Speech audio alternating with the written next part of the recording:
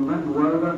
قال جل جلاله في كتابه العزيز الكريم: سبحانك لا علم لنا إلا ما علمتنا إنك أنت العليم الحكيم ولا حول ولا قوة إلا بالله العلي العظيم. قال المصنف رحمه الله: ونفعنا بعلومه في الدارين آمين رضي الله عنا وعنكم. Telah berkata musannif, yakni pengarang kitab ini, semoga Allah Ta'ala memberkati ilmu beliau kepada kita semua di dunia dan di akhirat. Amin ya rabbal alamin. Dan seterusnya yang ketujuh, membanyakkan i'tikaf di dalam bulan Ramadan, iaitu istimewa pula di dalam 10 harinya dan malamnya yang akhir, maka iaitu terlebih daripada hari yang lain daripada bulan Ramadan. Kerana itu disebut di dalam satu hadis diriwayatkan oleh Imam Bukhari dan juga Muslim, muttafaqun alaih, annahu sallallahu alaihi wasallam idza dakhala ashrul awakhir ahya al-layl wa ayqadha ahlahu wa syadal mizar. Artinya bahwasanya Nabi sallallahu alaihi wasallam apabila masuk malam 10 yang akhir daripada bulan Ramadan, maka menghidup ia akan malamnya itu dengan berbuat ibadat dan menjagakan ahlinya dengan bersungguh-sungguh. Maksud menjagakan tu kejut bangun tidur, kejut kan, maknanya 10 akhir ni Nabi kejutkan anak isteri bangun untuk berbuat ibadat, kerana di dalamnya ada Lailatul Qadar, iaitu malam yang terlebih daripada segala malam yang di dalam tahun itu, seperti firman Allah Ta'ala, lebih baik daripada 1000 bulan kan. Lailatul Qadri khairun min alfi syahr. Jadi dalam surah Al-Qadar sendiri Allah Ta'ala sebut ayat yang ketiga, malam Lailatul Qadar itu lebih baik daripada 1000 bulan. Okey, macam kita nak rebutkan malam itu kan, kita tak tahu kan. Itulah beza, kata ulama, Lailatul Qadar dengan hari Arafah. Jadi hari Arafah itu sangat mulia hari Arafah, sebab kita tahu bila berlaku hari Arafah. Sebab tu siapa yang tak puasa hari itu tu sangatlah rugi, melainkan dia pergi haji ya. Kalau dia pergi haji tak apa, dia tak afdal puasa, malah dia makruh kalau puasa hari itu, pasal dia nak kena perlukan tenaga yang banyak untuk buat haji ya. Jadi untuk kita Lailatul Qadar pula ni, kalau kita ialah kita kan negara lain-lain tak samakan waktu dah.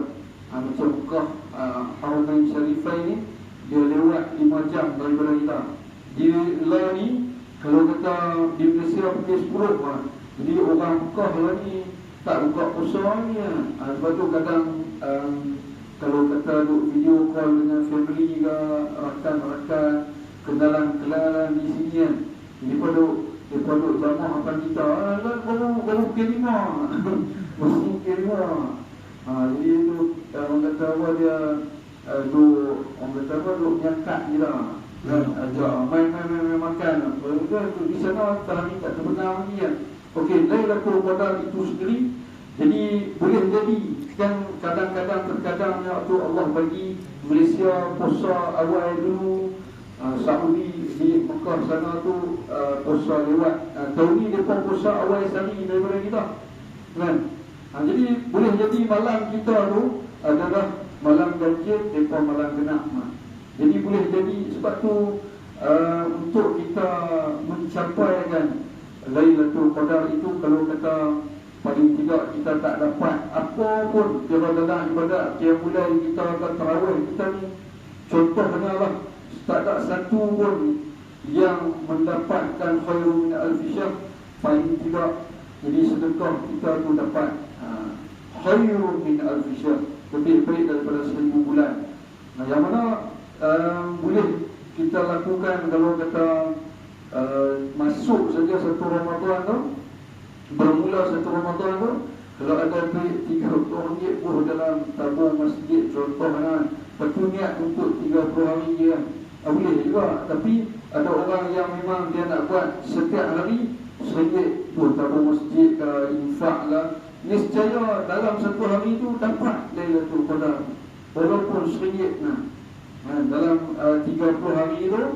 Jadi dalam 30 hari itu tiap hari kalau derma RM1 dan fi sabilillah kan, yang mana keajaiban yang Allah bagi fi sabilillah, mathalul ladina yunfiquna amwalahum fi sabilillah kamathali habatin anbatat sab'a sanabila fi kulli sunbulatin mi'atu habbah wallahu yudha'ifu liman yasha wallahu wasi'un 'alim. Perumpamaan orang yang membelanjakan harta bendanya di jalan Allah seperti adanya satu pohon pokok. Dalam pokok ada pula dia ada 7 ranting. Ranting kan? Ada 7 ranting. Di setiap ranting itu pecah pula kepada 100 ranting. Kali dengan 7 berapa? 7 ranting kali ganda. Itu bukan pasal Lailatul Qadar lagi tu. Itu bulan biasa. Infak di jalan Allah dapat 7 ranting kali ganda. Lepas tu 7 ranting tu ganda pula dengan 1000 bulan. Berganda-ganda lagi tu ada. Masya Allah, tabarakallah. Itulah wallahu yudha'ifu liman yasha. Jadi maknanya begitulah Allah Ta'ala melipat gandakan bagi orang yang membelanjakan hartanya di jalan Allah Subhanahu Wa Ta'ala. Dia ada 3 perkara yang disebut dalam surah Fatir mengenai infak juga. Innal ladzina yatluna kitaballah wa aqamus salat wa anfaqu mimma razaqnahum sirran wa 'alaniyah yarjuna tijaratan lan tabur. Iaitu perumpamaan orang yang membacakan kitab suci Al-Quran. Kitabullah, innal ladzina yatluna kitaballah. Siapa yang dia tu baca Al-Quran, banyakkan baca Al-Quran. Nampak biasa, tapi sebenarnya seafdal zikir adalah bacaan ayat suci Al-Quran. Jadi kalau praktik la ilaha illallah pun afdal tak, sebab dia daripada Al-Quran juga. Terdapat beberapa puluh tempat mengenai kalimah la ilaha illallah. Dan antaranya dalam surah Muhammad, fa'lam annahu la ilaha illallah. Jadi merupakan daripada Al-Quran. Jadi maknanya dekat sini seafdal zikir iaitu baca kitab Allah dan Al-Quran. Kemudian wa aqamus shalah, mendirikan solat dan membelanjakan harta bendanya. Wa anfaqu mimma razaqnahum sirran wa 'alaniyah. Jadi dia membelanjakan hartanya di jalan Allah secara rahsia maupun terang-terangan. Itulah orang yang mengharapkan yarjuna tijaratan lan tabur. Itulah orang yang mengharapkan perniagaan yang lan tabur. Lan tu kira kalau kita mengaji Arab dia kira huruf nasab, yakni dia punya i'rab dia nasab nafi lil abad. Huruf nasab jazam nafi lil abad. Maksud dia huruf nasab yang mana dia tu nafi selama-lamanya. Selama-lamanya tak akan berlaku bankrupt, tak akan berlaku muflis bila orang tu dia belanjakan harta di jalan Allah secara rahsia maupun terang-terangan. Sir kira maknanya macam mana Sayyidina Ali sebut al-yadul ulya khairu min al-yadus sufla. Jadi tangan yang atas lebih baik daripada tangan yang di bawah tu. Apa maksud? Tangan yang beri lebih baik daripada tangan yang menerima.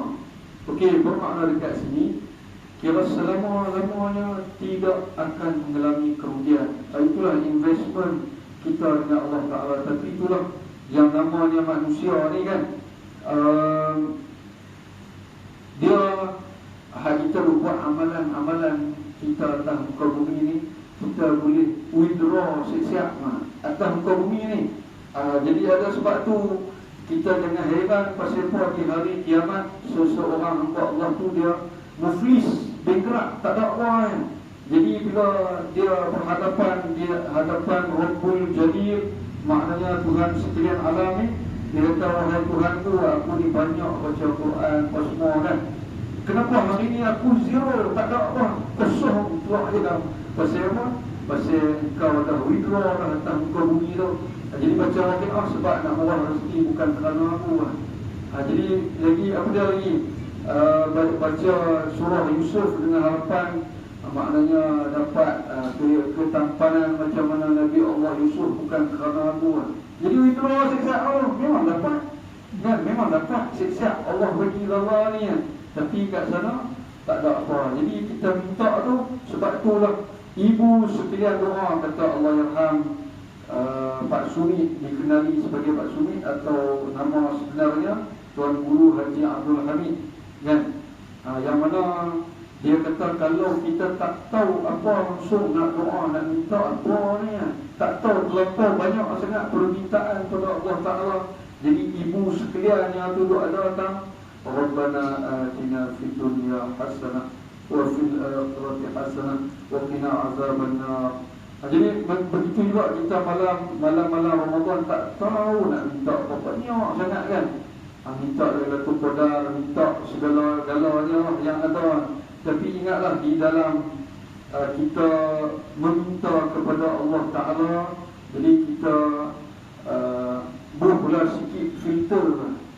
Sebab dia bila tak ada penapis, dia macam-macam dia kena ada tapisan juga. Jadi kita nak minum ayak kan, ayak kat rumah kita pakai kuih, pakai Panasonic ya, kuku.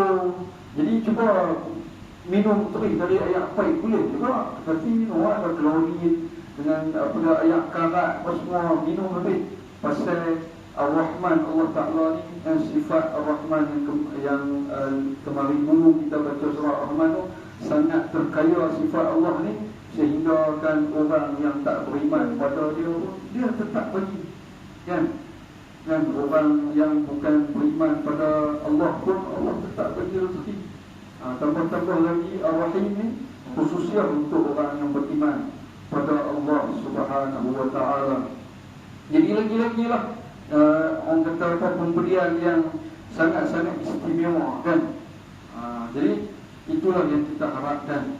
Dan terlebih diharap Lailatul Qadar itu iaitu di dalam malam yang ganjil, iaitu malam 21. Banyaklah disebut 10 akhir tu malam ganjil 21, malam 23, malam 25, malam 27 dan malam 29. Dan sayugianya, maksud sayugia tu sepatutnya membanyakkan dia di dalamnya itu berbuat ibadat dan membacakan doa yang membanyakkan mengucap Allahumma innaka afuwun tuhibbul afwa fa'fu anni. Surah ramai fa'fu anna. Bertumbuh lagi wa an walidina wa an jami'al muslimina wal muslimat.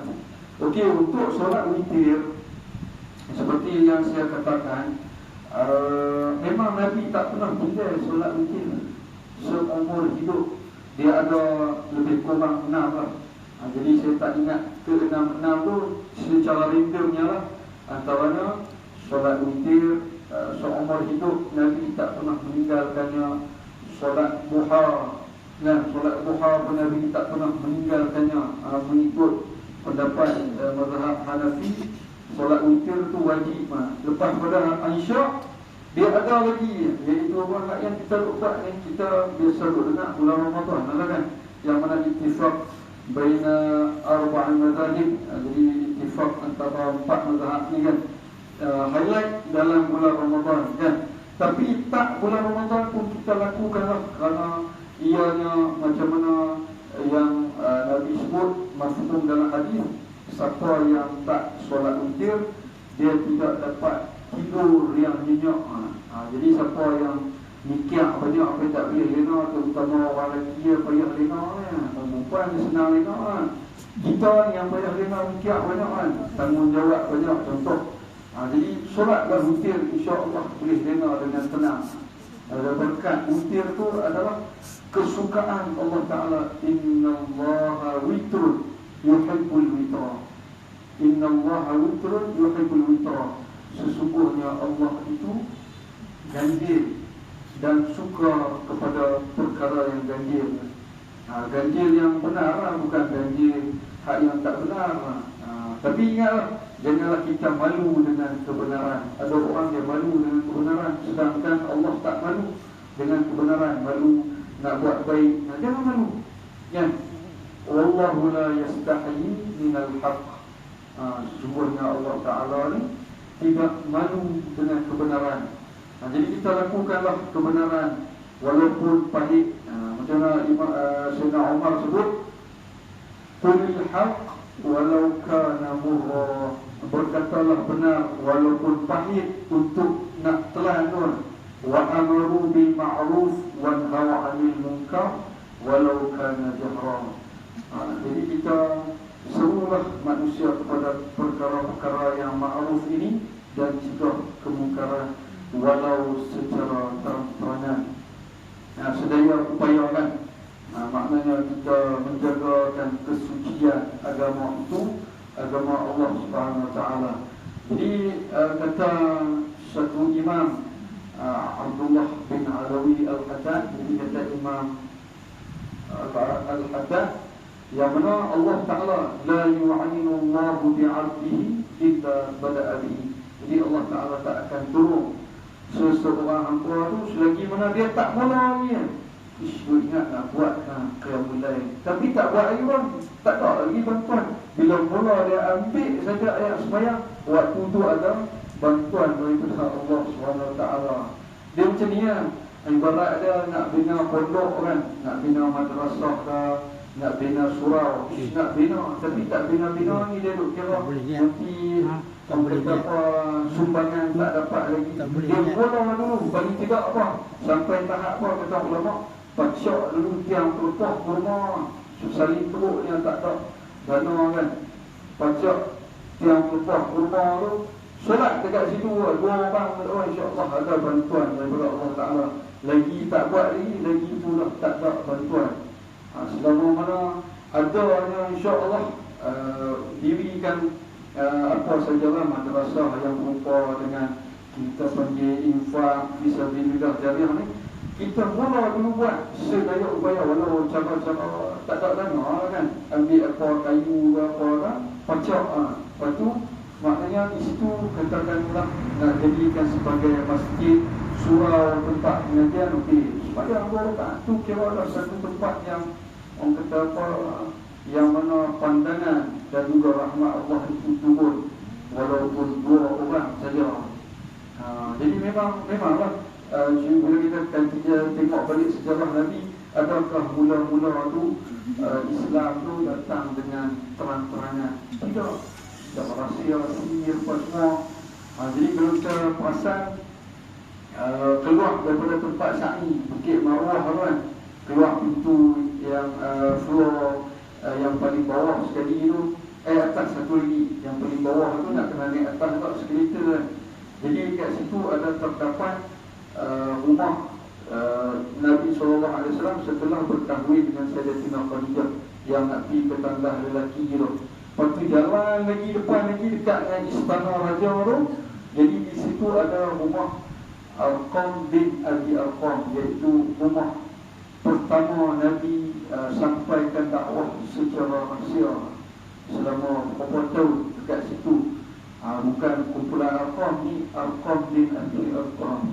Dia agak-agak lah ni kumpulan Arqam. Jadi maknanya lain lah. Satu mengenai sahabat baginda Nabi SAW, iaitu Arqam bin Abi Arqam. Jadi setelah itu bila Sayyidina Umar masuk Islam, jadi dia betul pintu pembesar Quraisy kan, anak Islam tu, rumah Pok Samsing ni, dia betul tak tukar itu anak Islam tu. Jadi terang-terangan. Jadi sebab itulah yang mana sehinggakan apa, kalau ada lagi Nabi setelah Rasulullah SAW, percaya adalah Sayyidina Umar. Sebab apa? Dia sabaqal lisan. Jadi lepas pada dia cakap tu, wahyu Allah turun, kira bertepatan macam mana dia cakap. Dia kata orang yang sabaqal lisan ni, dia mendahului wahyu. Kalam dia tu secara spontannya tu dia cakap tu, lepas tu bila turun wahyu Allah Ta'ala ni, kita sama macam mana Allah Ta'ala berfirman. Subhanallah. Ini orang yang mana yang kata 4 sifat tu ada di setiap kepribadian para sahabat. Siddiq, dekat Sayyidina Abu Bakar, amanah Sayyidina Umar, tabligh iaitu Sayyidina Uthman, fatanah bijaksana dekat Sayyidina Ali. Kerana orang yang menyimpan khazanah ilmu ni ialah Sayyidina Ali karramallahu wajhah. Pasal itu dia tak jadi khalifah yang pertama sebab apa? Kalut mandi jenazah, urus kematian bapa mertua, ya kan? Jadi kan bila ada kalut nak jadi menteri baru kan. Contoh kan ada orang tak puas hati, dia tak patutnya Sayyidina Ali yang jadi kata apa, pemerintah yang pertama. Jadi ada golongan yang tak puas hati kan. Jadi orang buat kalut, macam saya berkata, orang yang mandikan satu-satunya sahabat Nabi, yang memandikan jenazah baginda Nabi SAW, siapa? Menantu dia sendiri, iaitu Sayyidina Ali karramallahu wajhah. Pasal itu tak kalut nak jadi menteri lah. Dia berebut kursi dekat mana tu? Dekat Satifah Bani Sa'idah kan. Jadi bila dah orang kata apa, dah disepakati semua. Sebab apa? Kalam yang terakhir lepas pada perang Uhud kan, ada orang Ansar dengan Muhajirin ni, kira macam belah Ansar ni berasa macam ialah kita faham orang Ansar ni memang sahabat Nabi yang kaya raya, yang banyak bantu perjuangan dakwah baginda Nabi. Kira banyak sponsor lah, kira payung besar ni kan. Macam orang Muhajirin daripada Mekah ni, mereka ni orang yang bermusafir, jadi bukan orang senang. Termasuklah baginda kan, baginda daripada Mekah datang ke Madinah. Tapi apa kalam yang menyebabkan tak ada lagi komplain daripada orang Ansar. Jadi mereka kata Rasulullah SAW kepada orang Ansar, mereka ini Muhajirin yang mana dapat walimah harta rampasan perang apa semua ni. Jadi mereka balik Mekah, jadi mereka dapat harta itu sahaja. Tetapi kalian semua ini orang Ansar yang mana dapat peluang aku berada bersama kalian. Rasulullah SAW, kita kalau duduk dengan Nabi dengan walimah tu, kita nak pilih yang mana? Duduk dengan kekasih Allah. Sebab apa? Berseduk dengan kekasih Allah lebih daripada walimah tu. Bapak punya walimah boleh mai lagi ya. Dia takut. Jadi begitulah. Demikianlah kita pada hari ini, yang mana perlunya dalam diri kita ni, kalau kata tak jadi alim ulama pun, kita mencintai yang mengaji semua ni, mencintai orang yang seperti itu. Kerana apa? Di situnya ada keberkatan dalam hidup kita. Jadi begitulah. Jadi pasal kita cinta itulah kita boleh main sini, boleh solat tarawih, boleh mendengar orang kata apa, tazkirah, peringatan buat kita semua, bekalan kita yang kita nak bawa pergi ke sana tu selama-lamanya lah. Bukan kata sehari dua nak kena doa. Jadi macam ni 30 hari nanti Ramadan dia akan berlalu pergi. Lepas tu apa persediaan kita untuk nak kembali ke negeri kita selama-lamanya. Jadi tentu-tentulah iaitu amal soleh. Man kana yarju liqa'a rabbih falyamal amalan salihan wa la yusyrik bi ibadati rabbih ahada. Jadi kita maksud syirik dekat sini ni, perlulah kita ikhlaskan niat kita untuk beribadat. Jadi tanpa kita menyekutukan Allah Ta'ala. Jadi bila tak ikhlas tu termasuk juga dalam syirik, menyekutukan Allah Ta'ala. Na'udzubillah min dzalik. Jadi semoga kita dapat keikhlasan yang mana syaitan tidak dapat menguasai orang yang ikhlas. Illa ibadaka minhumul mukhlasin. Allahumma ja'alna minal mukhlisin wal mukhlasin. Amin ya rabbal alamin. Wa sallallahu ala sayyidina Muhammadin nabiyil ummi wa ala alihi wa sahbihi ajma'in. Walhamdulillahi rabbil alamin. Assalamualaikum warahmatullahi wabarakatuh.